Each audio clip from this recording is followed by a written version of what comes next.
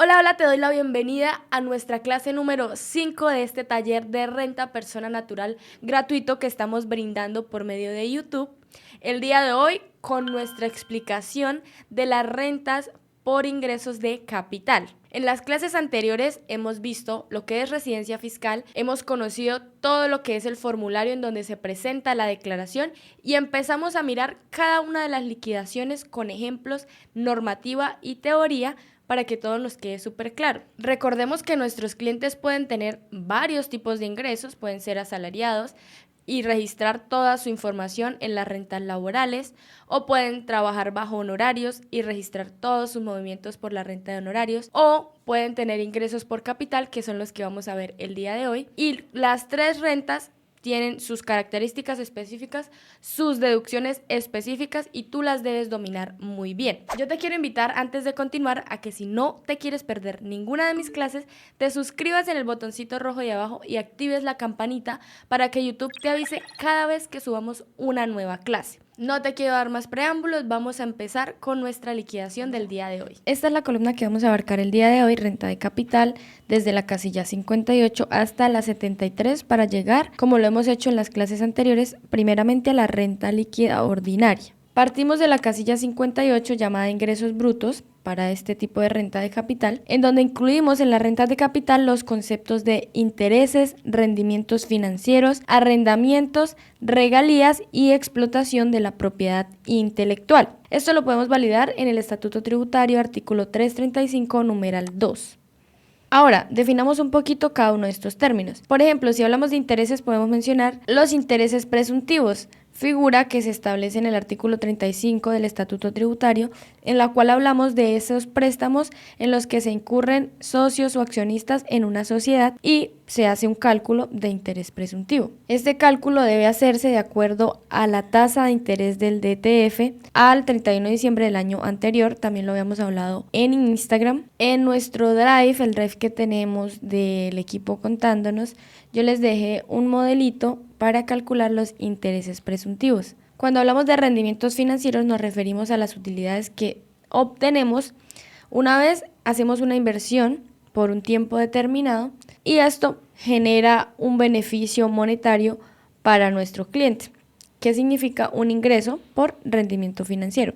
Aquí también hablaríamos de los ajustes por diferencia en cambio que expliqué en uno de mis videos que se publicó hace muy poco, así que te recomiendo que vayas y lo veas para que entiendas cómo es que funciona la diferencia en cambio. Pero esto básicamente es para temas de transacciones en moneda extranjera. Si hablamos de arrendamientos, pues todo lo que reciba nuestro cliente por arrendamientos de bienes tanto muebles como inmuebles. En temas de regalías y propiedad intelectual, esto gira en torno a la explotación de cualquier propiedad intelectual con la que nuestro cliente esté relacionada. Y por último, los ingresos del exterior que se obtuvieron por cualquiera de los conceptos mencionados anteriormente, es decir, regalías, arrendamientos, intereses, pero que sean del exterior, lo manejamos en esta línea. Como en los otros formatos que vimos, partimos de ingresos, a eso le vamos a restar los ingresos no constitutivos de renta, que para esta renta de capital tenemos una lista diferente de este tipo de ingresos no constitutivos de renta que nos podemos descontar, como por ejemplo el componente inflacionario de los intereses que obtuvimos por entidades financieras,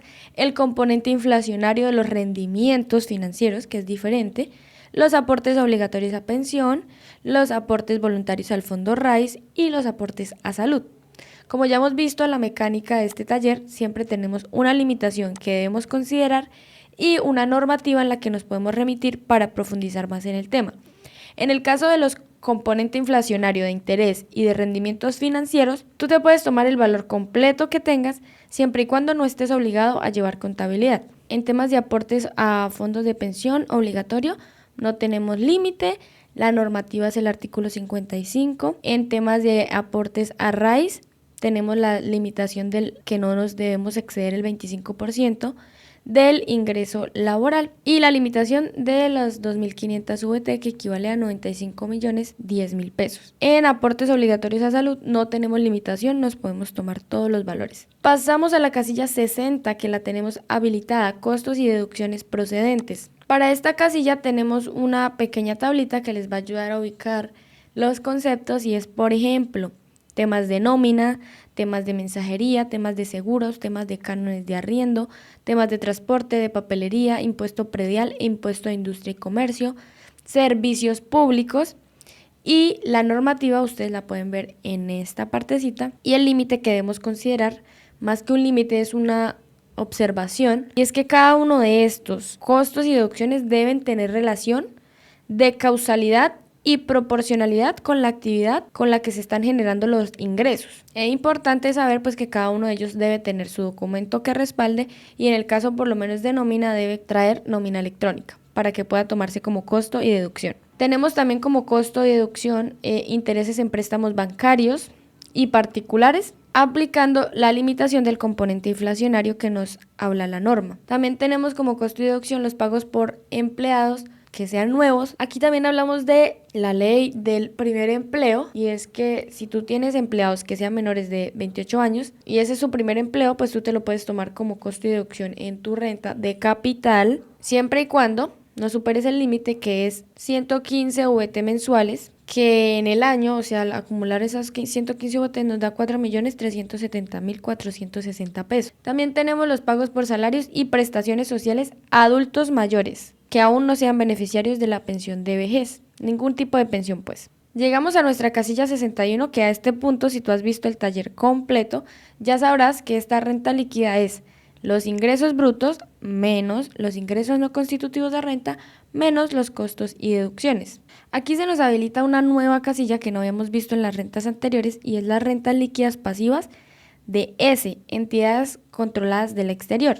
Casilla 63 de rentas exentas, que tenemos aportes voluntarios AFC. Para este caso aplicamos el límite que nos establece la norma, y es que no podemos exceder el 30% de todo el ingreso bruto ordinario del contribuyente. Y ojo que aquí no solo se habla de las rentas de capital, los ingresos de rentas de capital, sino que debemos sumar, si el cliente tuviese rentas de trabajo y rentas por honorarios, sumar esos ingresos más los ingresos que tengan las otras cédulas. Acordémonos que el sistema cedular es cédula general, cédula de pensiones, de dividendos y participaciones.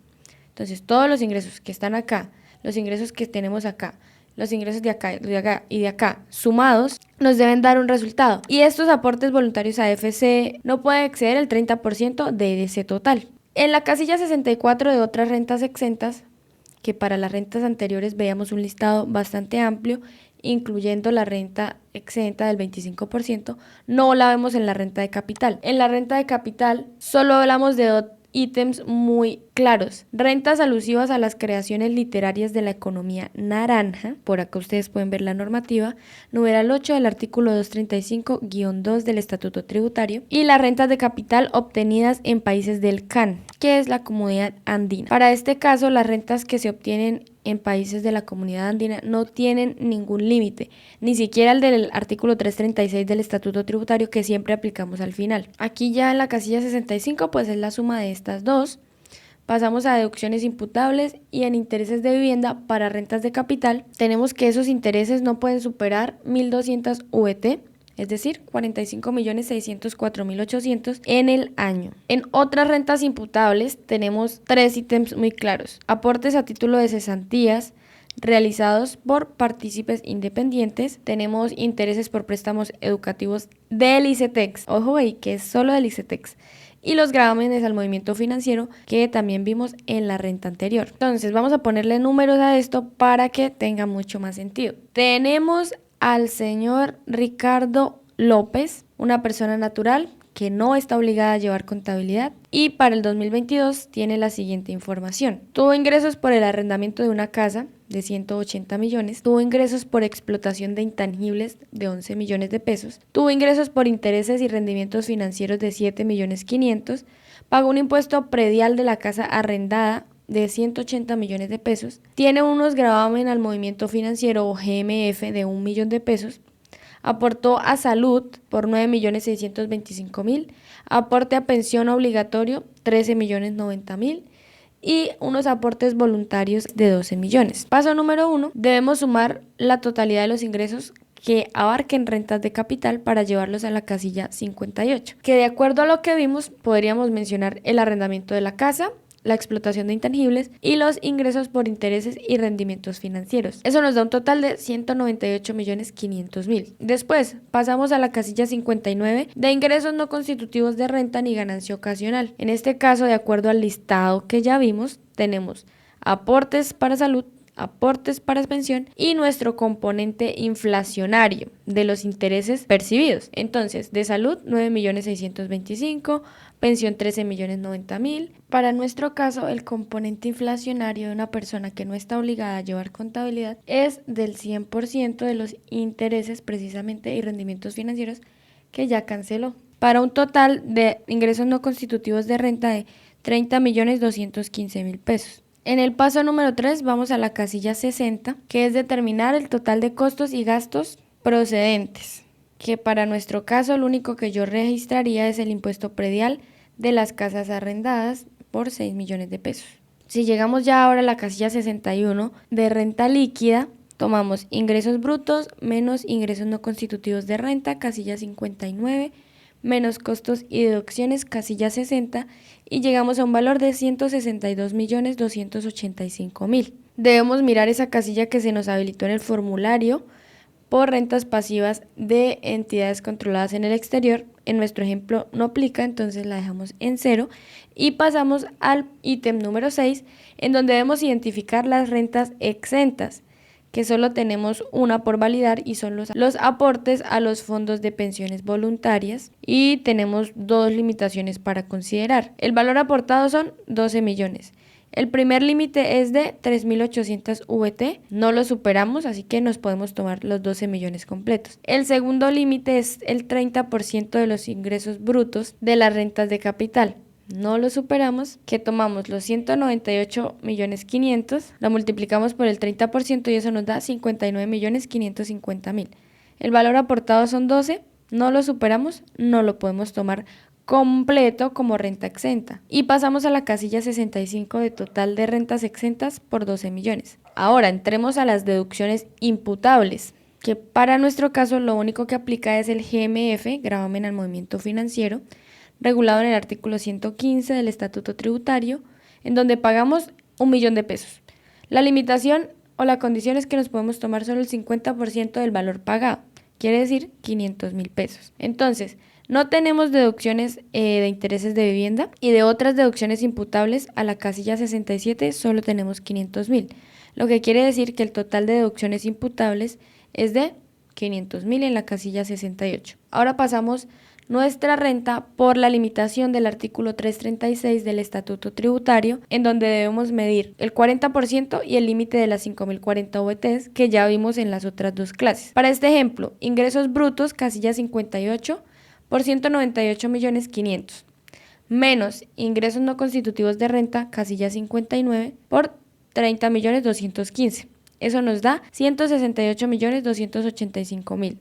De ahí vamos a partir para aplicar el 40% del artículo 336, que nos da 67.314.000, y el límite de las 5.040 VTs, que equivale a 191.540.160. ¿Qué es lo que hacemos acá? Mirar si las rentas exentas y deducciones que nosotros tenemos superan alguno de esos dos montos. Como no lo supera porque tenemos 12.500.000, pues no lo podemos tomar completo, porque no superamos ni 67 millones, el límite del 40%, ni 191 millones. Y ya de esta manera llegamos a la renta líquida ordinaria de este ejercicio por rentas de capital, tomando casilla 58 más casilla 62, que no tenemos nada, menos casilla 59, menos casilla 60, menos casilla 69, para un total de 149.785.000 en la casilla 70.